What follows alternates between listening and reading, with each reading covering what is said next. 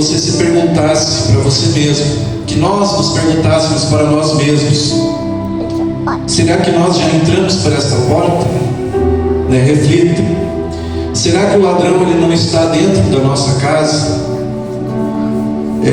E quando Jesus diz: eu sou a porta, o que será que isso pode mudar na nossa vida hoje? Qual é a mudança que essa palavra de Jesus ela pode causar na nossa vida, na minha vida, na tua vida, na minha casa e na tua casa?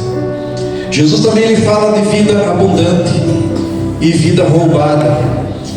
Jesus ele mostra que ele tem vitória, ele tem a salvação, ele é a salvação, ele é a porta.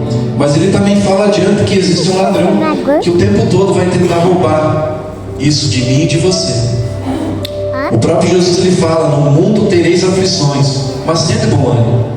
Eu venci. Jesus ele já venceu por nós. Por isso nós temos que depositar a nossa confiança nele. Nós precisamos depositar os nossos sonhos, os nossos projetos na pessoa do Senhor Jesus, que aí nós seremos vencedores. Aliás, nós seremos mais que vencedores. Amém? Mas entrando então na palavra, nós precisamos estudar o contexto histórico dessa palavra. Por que Jesus ele falou: eu sou a porta? Será que Jesus estava querendo ser poético? Será que Jesus estava querendo usar uma frase de efeito, como muitos pregadores usam por aí? O que Jesus queria dizer com isso? E para nós entendermos essa palavra, nós temos que voltar, procurar conhecer os costumes daquela época. Como era uma criação de ovelhas naquela época, como era o curral das ovelhas, ou o aprisco, como nós conhecemos hoje. Eu, na minha juventude, eu estudei num colégio agrícola, e nesse colégio havia um aprisco das ovelhas. Só que o aprisco da nossa época é um aprisco moderno. Ele é coberto, ele é cercado, ele é mais ou menos a 1,5 metro do chão. Existe uma rampa onde as ovelhas sobem, e à noite elas entram e a porta é fechada. Ou seja, elas estão protegidas. Isso na nossa época. Mas e na época de Jesus, como será que era isso? Vamos entender. Eu pesquisando e estudando, eu descobri que o curral das ovelhas na época de Jesus, na época que Jesus andou sobre a terra, era simplesmente um cercado de pedras e não havia telhado. E a porta era apenas uma abertura, só tinha uma abertura, só podia entrar e sair por ali. E quando Jesus disse: eu sou a porta, Jesus não estava querendo falar palavra bonita. Jesus estava dizendo: eu sou a tua proteção. Se você entrar para o meu aprisco, você estará protegido. Por quê? Se você estudar como era a atitude de um pastor naquela época, um pastor de ovelhas, ele cuidava das suas ovelhas. À noite ele tocava as ovelhas para dentro do curral, do aprisco. E o pastor, ele fazia o papel de porta, ou seja, ele se deitava naquele vão, e só entrava ou saía se passasse por cima dele. Então ele se colocava como protetor, como defensor daquele rebanho. E é isso que Jesus é na minha e na tua vida. Ele é o nosso protetor, ele é o nosso defensor. Se nós entrarmos por ele, por essa porta, nós estaremos seguros, nós estaremos protegidos. A palavra fala nos versículos antes, exatamente, deixa eu me achar aqui. No versículo 1 do capítulo 10 diz assim: na verdade vos digo que aquele que não entra pela porta no curral das ovelhas, mas sobe por outra parte, é ladrão e salteador. E aí já entra o papel do inimigo. O inimigo tenta roubar. O pastor verdadeiro, ele entra pela porta, ele é a porta. E note, meus queridos, que Jesus ele não disse: vou mostrar para vocês a porta é por ali, a porta é por aqui. Não, Jesus ele aponta para ele: eu sou a porta, eu sou a tua proteção. Fora de mim não há salvação, não há vida. Muitos vão tentar entrar pela porta, pelas paredes, pela lateral, para tentar roubar os teus sonhos, os teus projetos, a tua paz. É isso que é o papel do inimigo. Quando Jesus fala: o ladrão não vem senão roubar, matar e destruir. Esse é o papel do inimigo, irmãos. A nossa caminhada, a nossa jornada inteira, ele vai tentar nos destruir. Ele vai tentar fazer você ir para a direita, para a esquerda. Ele não vai querer que você entre pela porta. Por porque esse é o papel dele. Essa semana eu via um pequeno debate entre um pastor e um satanista. E esse satanista dizia: vocês cristãos, vocês inventam motivo, vocês dizem que são perseguidos, vocês dizem que precisam de Jesus, que precisam de proteção. Mas proteção de quê? Eu não preciso, eu não me preocupo com isso. E a resposta desse pastor foi única: você não precisa se preocupar, porque aquele que você serve já está condenado. Nós servimos a um rei que é vencedor, um rei que já venceu por mim, venceu por você. Você já analisou, você já parou para pensar o que seria de nós se Jesus não tivesse se entregado naquela cruz? Aonde nós estaríamos nessa noite? Se é que ainda viveríamos, se ainda estaríamos sobre a face dessa terra? A palavra fala também, Jesus ele fala aqui no versículo 9: eu sou a porta, se alguém entrar por mim, salvar-se-á, entrará e sairá. Vamos abrir um parênteses aqui. Quando a palavra fala entrar e sair, isso nos remete ao pensamento de liberdade, ou seja, Jesus ele não obriga ninguém a vir para ele. Jesus não obriga ninguém a entrar pela porta, mas aquele que é inteligente vai entrar pela porta. Jesus ele fala também, seguindo aqui no versículo, e achará pastagens. E aqui é algo muito importante. A palavra, irmãos, é algo assim que nós precisamos meditar. Nós temos que ler, nós temos que reler, nós temos que ler de novo. E cada vez que nós lermos, o Senhor ele vai revelar algo da sua parte. Quando Jesus fala que entrará e sairá e achará pastagem, pastagem lembra alimento. É o alimento da ovelha, ou seja, é a provisão. Ou seja, durante toda a nossa jornada, durante toda a nossa caminhada, em Cristo nós teremos a provisão, nós teremos a força. Ou seja, nós não viemos para a igreja para morrer dentro da igreja. A palavra diz que teremos vida e vida com abundância. E o que é abundância? Você já parou para pensar? Esse copo tem um limite. Se eu começar a encher, ele vai transbordar. Abundância é quando começa a transbordar, começa a derramar, começa a atingir outras pessoas, começa a abençoar outras pessoas. Isso que é o que Jesus fala quando ele diz que nós podemos ter uma vida abundante. Ou seja, não somente nós seremos abençoados, mas todos aqueles que estiverem ao nosso redor podem ser abençoados. Há uma palavra que eu não posso deixar de citar, que eu sempre falo dessa palavra sobre Paulo e Silas. Que palavra maravilhosa! E cada vez que eu medito, Deus fala algo diferente. Lembra você que quando eles oraram, que Deus mandou um terremoto, que as cadeias se abriram, não foram só Paulo e Silas que estavam livres. Todos os presos, ou seja, todos aqueles que estavam ao redor de Paulo e Silas, eles estavam livres, eles estavam libertos, eles podiam ir embora, eles tinham liberdade para sair se quisessem. Então é isso que Jesus fala quando ele fala essa palavra.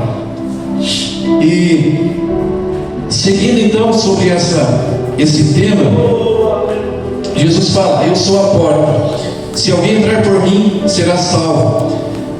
Jesus fala, eu já falei, ele não disse, ele não mostrou o caminho, ele apontou para ele o caminho. Ou seja, não existe outro caminho. Quem sabe em quantos lugares você já tentou, você já buscou, assim como eu no passado, em quantos lugares eu buscava Deus, e hoje eu entendo que Deus ele não estava lá. Por quê? Porque as pessoas querem soluções imediatas. Pastor, quanto que o senhor cobrou para nós entrar na igreja hoje? Estava cobrando ingresso? Não, né? Ou seja, para vir para a igreja, você pode vir se tiver a porta aberta. Hoje a porta está aberta. Nós podemos entrar a hora que nós quisermos, nós podemos sair. Mas pensa, aqueles que estão no mundo, eles buscam alegria, eles buscam paz. Mas a paz que eles buscam, a alegria que eles buscam, para tudo eles têm que pagar. Sabe, vamos tomar uma cervejinha para se alegrar? Tem que pagar. Aqui você pode se encher, se embriagar do Espírito Santo e não paga nada. A nossa carne, ela gosta de pecar. Nós temos que ser sinceros. Ou seja, os que estão no mundo, eles pecam, eles traem, né? Mas eles têm que pagar. Se não pagam financeiramente, vão pagar com a sua própria vida, com a sua própria alma. E aqui dentro da casa do Senhor nós temos liberdade. Ou seja, o mundo, irmãos, ele está cego, está surdo espiritualmente, porque eles não entendem, eles não têm a visão, aquela visão que Jesus já tem nos dado. Nós temos vida e vida com abundância. Ou seja, talvez aqui nessa terra você enfrente lutas, enfrente dificuldades. Todos enfrentam. Não tem um aqui que possa dizer, minha vida, não. Nós sempre vamos ter as nossas lutas, nós sempre vamos ter os nossos perrengues, como diz por aí. Mas nós sabemos que em Cristo nós somos vitoriosos, nós somos vencedores. Desde que nós entregamos a nossa vida para Ele. Desde que nós vivamos de uma forma que o Senhor lhe se agrada. Muitos falam por aí, mas ser crente é muito chato, vocês não podem fazer nada. Quando me perguntam, não, você pode fazer tudo, só que você tem que ter entendimento que nem tudo vai fazer bem. O pastor, ele não está comigo o tempo todo. Deus, em muitas coisas, Ele não vai me impedir que eu faça. Se eu quiser pecar, o Espírito Santo vai se entristecer, mas eu tenho liberdade para fazer. Só que quando nós estamos em Cristo e somos novas criaturas, nós temos um entendimento que isso faz mal, que isso não presta, e nós vamos ter a força que vem dele, não nós, porque nós somos falhos. O próprio Senhor, Ele vai nos dar força para nós ficarmos no caminho. Às vezes o vento vai tentar nos empurrar para cá, para lá, mas Jesus está lá na frente, é o nosso alvo, nós tem que ser Cristo. Os nossos olhos espirituais têm que estar em Cristo, porque se os nossos olhos estiverem no mundo, nós vamos perecer, nós vamos ficar prostrados pelo caminho. E bem-aventurado é aquele que já abriu o coração, bem-aventurado é aquele ao qual os joelhos já se dobraram diante da presença do Senhor, aqui em vida, porque a palavra fala que um dia todo joelho vai se dobrar.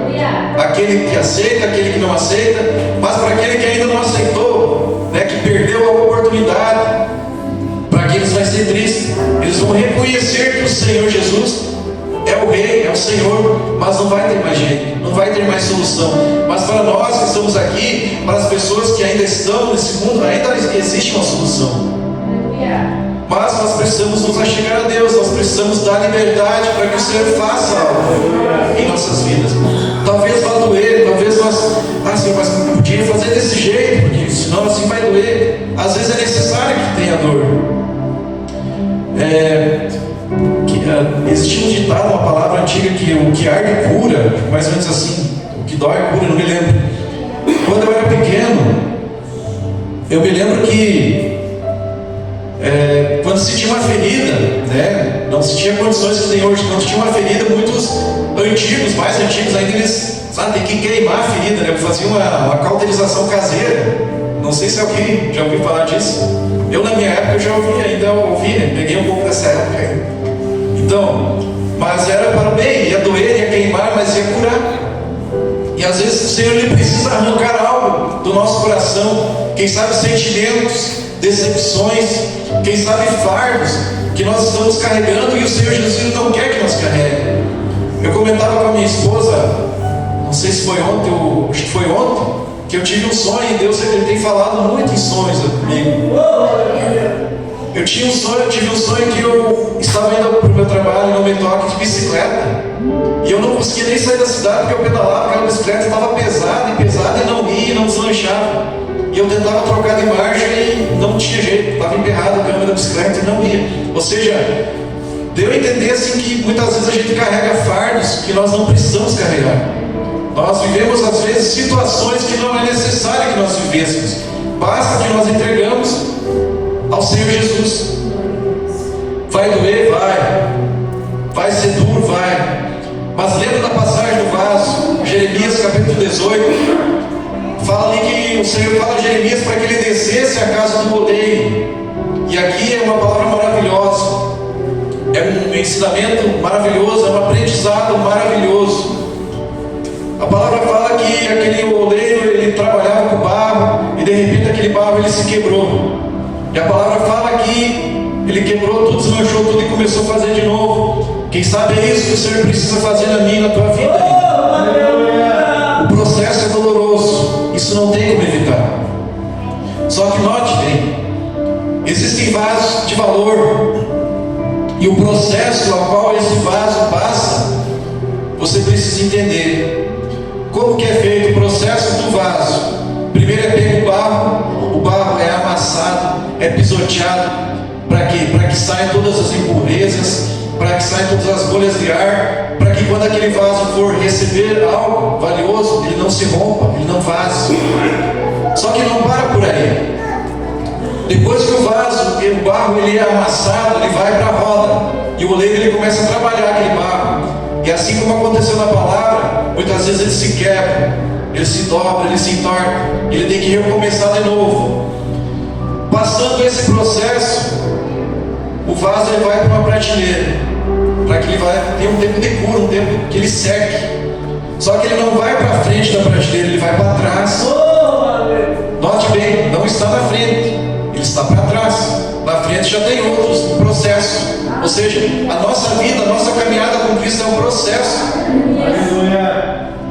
Muito bem. Quando os que estão na frente vão para a fornalha, aqueles que estão atrás, eles passam para frente. Só que é mais doloroso. Quanto mais se avança, mais doloroso é. Eu trabalhei também em olaria, tive a oportunidade na minha adolescência, com 17 anos eu trabalhei em olaria. E o processo era parecido com o processo do vaso, né? Mas na parte da fornalha, aqueles tijolos, eles eram queimados, era colocado no fogo e eles viravam tipo uma brasa.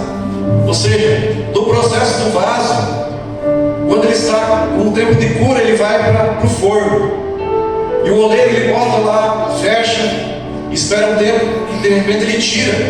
Você sabe como é que ele testa se o vaso está pronto ou não? O oleiro ele pega uma vara e já não apanhou que chega, já não foi pisado, já não foi pisoteado que chega, ainda tem que apanhar com uma vara. E conforme o som que sai daquela batida, ele vai entender se o vaso está pronto ou não. Será que nós estamos prontos na presença do Senhor? Qual é o som que tem saído da nossa boca? É som de murmuração? É som de adoração? Nós temos glorificado a Deus ou nós temos reclamado das lutas, das dificuldades? Eu sei, irmãos, ninguém gosta de passar por luta, eu também não gosto, mas é necessário. Então o oleiro, entendendo que aquele vaso ele está pronto, ele é retirado, ele esfria, e então ele vai para uma prateleira de destaque, ele vai para a loja, vamos comparar assim.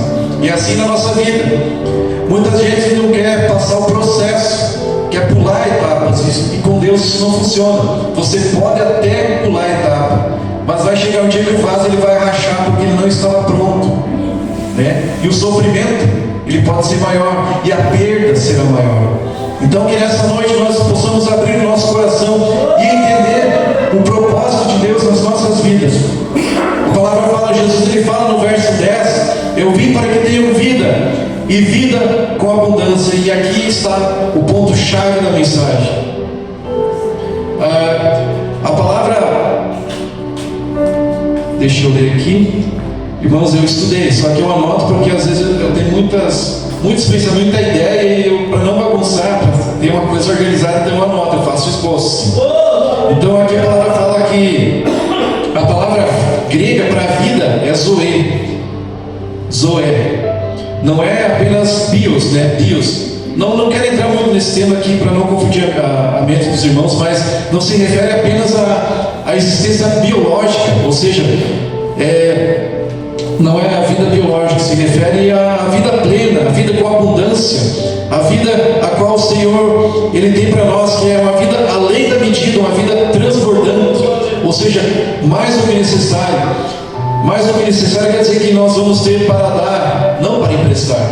Vai ter para abençoar outras pessoas. Nós temos que ter, se não é recurso financeiro, mas sempre temos que ter uma palavra que venha abençoar as pessoas, uma palavra de ânimo, uma palavra de conforto, né?